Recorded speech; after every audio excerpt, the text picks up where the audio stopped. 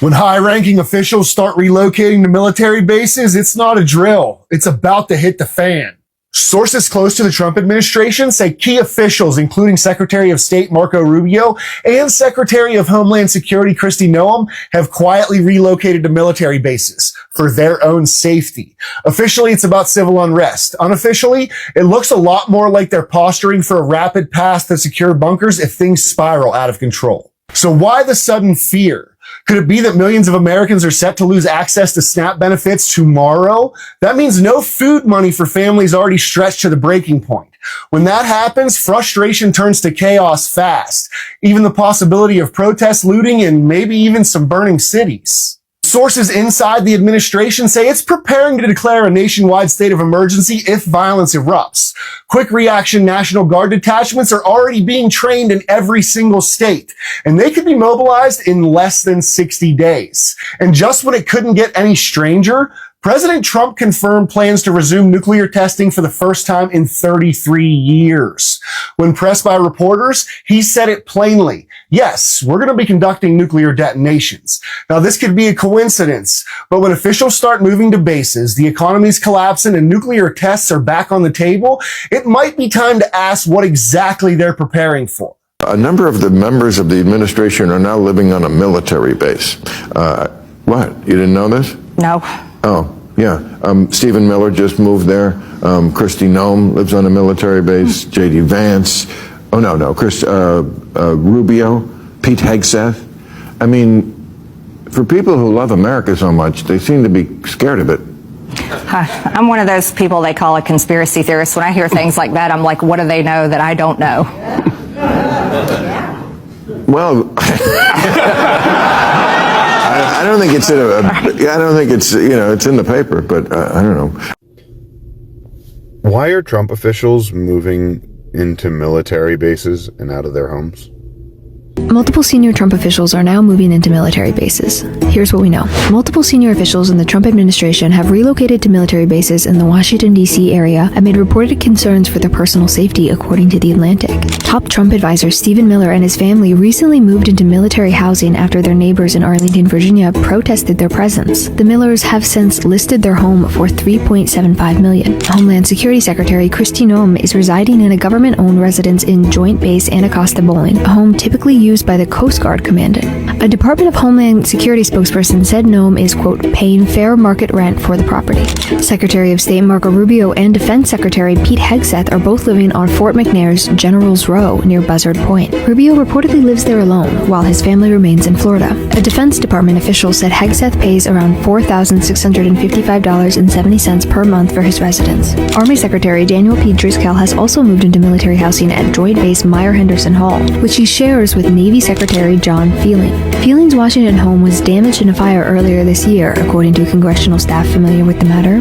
National Intelligence Director Tulsi Gabbard had also considered relocating to Fort McNair earlier in the year, though the plan did not move forward due to limited space, The Atlantic reported. While it is not uncommon for some defense and national security officials to reside in military housing, experts say it is unusual for so many senior civilian leaders to do so at the same time.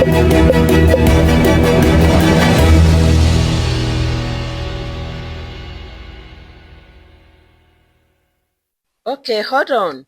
Senior Trump officials are reportedly packing up, leaving their homes, and moving onto U.S. military bases. Yeah, you heard that right. People who used to live in fancy D.C. suburbs are now bunking down in military housing, surrounded by soldiers and barbed wire. Why? Well, some say it's for safety. Others think it's something a lot more political. But here is the question everyone is asking: what does it mean when powerful politicians start living inside the military's walls? Stick around, because this story isn't just read. It might say something big about where America's democracy is heading. Let's get into it. Why is there an unusual amount of Trump cabinet members that's actually staying on military bases? And why is no one actually talking about this? I saw this headline a couple of days ago and I thought to myself, yeah, that sounds on brand for Stephen Miller. He's a little bit of a weasel and he seems like the type that would actually just love to mooch off of the government while he actually harms millions of Americans. And I found this story about how not only is Pete Hegseth and Marco Rubio living on military bases, but there's multiple members of the Trump administration that are currently living on United States military bases. This story talks about how Pete Hegseth and other members of the Trump administration has moved into housing that was specifically earmarked for vice admirals, and it's getting kind of concerning. Notes how in the past, yes, there has been members of certain cabinets that have stayed on military bases, but everyone's saying there's an extremely high number of Trump cabinet members that are currently living on military bases. It highlights how it makes it harder for those admirals to now find housing because the houses that were earmarked for them are being taken by those members of the administration. And it also talks about how Marco Rubio, just moments after being sworn in, he moved into a house that's located near Pete Hegseth. But in Donald Trump's first administration, there was only two members, which was Jim Mattis and Mike Pompeo, who actually lived on military bases. This is something very uncommon for all administrations, including the last Trump administration.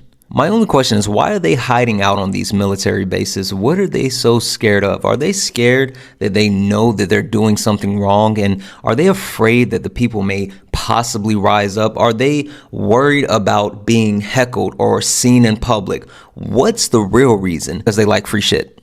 They like free shit, and they've decided that they want to actually get cheap housing and protection at the same time. Did you know that top Trump officials are now living on U.S. military bases? Yeah, civilian advisors living on U.S. United States military bases. They moved out of their Washington, D.C. homes to live on military bases. Why, you're probably asking? Let's break this all down. It all started after the assassination of Charlie Kirk. And soon after that, protesters started targeting the White House advisor Stephen Miller and his wife Katie. Protesters then got outside his neighborhood in Virginia, said that he was like one of the mustache people. And now the Millers, alongside with at least 6 other top Trump officials, are quietly moving into secure military housing across Washington, D.C. These people include Kristi Noem, Marco Rubio, Pete Hegseth, and others. And these houses are usually reserved for generals, and so they were pushed out to put in these political appointees, and experts say that this is like the first time we've ever seen something like this. But the reason for all this is quite clear. The threats are escalating because after Charlie Kirk's death, we've seen the Trump administration label Antifa a domestic terrorist group, despite no legal framework on that label. And with ICE agents going through cities, with the National Guard going and being put into cities, and other things happening, including, well, a government shutdown, people losing SNAP benefits,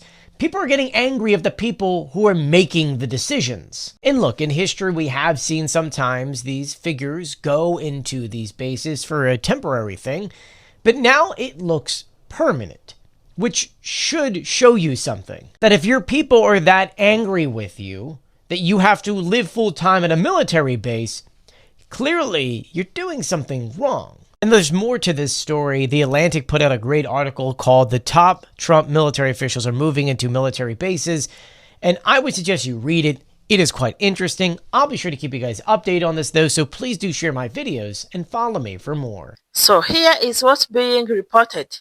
According to the Atlantic and Deseret News, the growing number of senior officials from Donald Trump's administration, including Stephen Miller, have actually moved out of their private homes and onto U.S. military bases like Fort McNair and Joint Base Mayor Henderson Hall. The official reason? Safety concerns. Some of these figures faced protests outside their homes, online harassment, even threats. But it's not just 1 or 2 people. Reports say 6 or more high-ranking Trump appointees have made the same move. That's something we have never seen at this scale in modern U.S. politics. When I first saw this headline, My reaction was like, wait, since when do civilian politicians move on to military property? It's one thing for Secret Service protected officials like the president or vice president to have secure housing. That's normal. But cabinet members and senior advisors living on military bases, that's new territory. And it raises some pretty serious questions, not just about safety, but about optics, power, and the blurring line between civilian government and the military. Yeah, let's be fair. There is a legitimate safety concern here.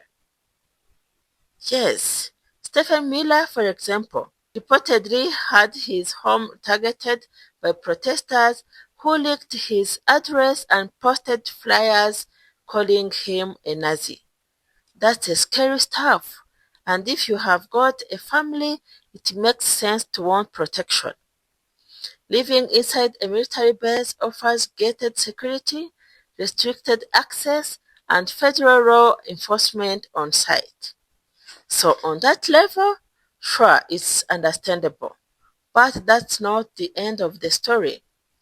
Because the optics, they are awful. Think about it. These are some of the most powerful political figures in the country, now living behind fences guarded by troops, literally separated from the public.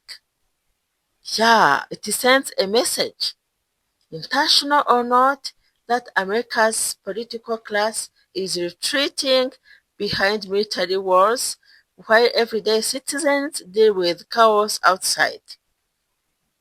It's a dangerous visual, and in a time when trust in government is already at record lows, it could deepen that US versus them feeling between leaders and ordinary Americans. Here is where it gets even more serious. The US has always maintained a strict line between civilian government and the military. It's a cornerstone of democracy, the idea that the military doesn't serve a political party, it serves the nation. Yeah, it serves the nation. So when civilian political figures start living on military property, that line gets blurry. It creates a perception, even if unintentional, that the military is protecting one side of the political spectrum, and that's not good for the health of any democracy. Yeah. Now zoom out. This might look like a small housing issue, but symbolically it's a warning sign. Political elite moving behind military walls? That's the kind of image you associate with countries sliding towards authoritarianism, not open democracies. It's about safety today, but what about tomorrow? Does this become normal? Do future officials just assume they deserve to live under military protection? Once you normalize that, you start eroding the idea of public accountability and shared risk, the very things that make democracy feel real. Yeah. So what do we make of it? On one hand, yes, these officials deserve safety. No one should face violence for their politics. But on the other, this move sets a precedent that could reshape how power operates in America. Are we watching a security measure or the slow creation of a political fortress state? I will leave you with that question. So what do you think? Is this just about safety or is it something deeper? Drop your thoughts below. I will be reading every comment. And if you want more breakdowns like this, make sure to hit that subscribe button. Catch you next time. Bye.